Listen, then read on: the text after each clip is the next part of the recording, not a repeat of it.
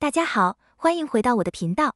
在上一期视频里，我们通过一个28岁年轻人的真实病例，揭示了一个可怕的事实：真正危险的是堆积在我们腹腔深处的内脏脂肪，它就像一个不断释放毒素的炎症工厂，慢慢侵蚀我们的健康。我们留下了一个问题：为什么会形成这种危险的脂肪？要回答这个问题，我们必须深入了解我们身体里一种无比重要却又被严重误解的激素——胰岛素。要理解胰岛素，我们先要理解它的搭档——葡萄糖。我们吃的每一口米饭、面条、面包、糖果进入体内后，都会被分解成葡萄糖，也就是血糖。葡萄糖是身体的主要能量来源，但它有个致命的缺点：如果它在血液里停留太久，它就会变成一种毒素。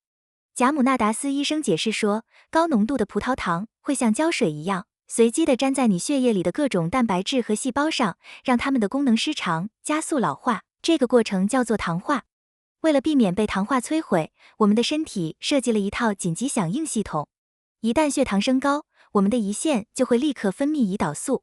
胰岛素就像一个高效的搬运工，它的唯一任务就是冲进血液里，抓住这些葡萄糖，把它们迅速地塞进肝脏和肌肉细胞里储存起来，从而让血糖恢复正常。在正常的生理状态下，这是一套完美的系统。但问题是，我们现代的生活方式已经彻底把它玩坏了。想一想，我们是怎么吃的？早餐是面包、麦片，上午来一杯加糖的咖啡，中午是米饭、面条，下午茶是饼干、蛋糕，晚上还要大吃一顿。我们不仅吃得太频繁，而且吃进来的大部分都是能被快速吸收的碳水化合物和加工食品。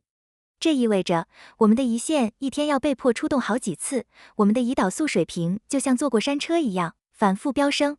上一次分泌的胰岛素还没来得及降下去，下一次的血糖高峰又来了。久而久之，我们的身体细胞，尤其是肌肉和肝脏细胞，对这个天天来敲门的搬运工感到厌烦了，开始变得麻木，不再积极响应它的号令。这就是我们听过无数次，但可能从未真正理解的词——胰岛素抵抗。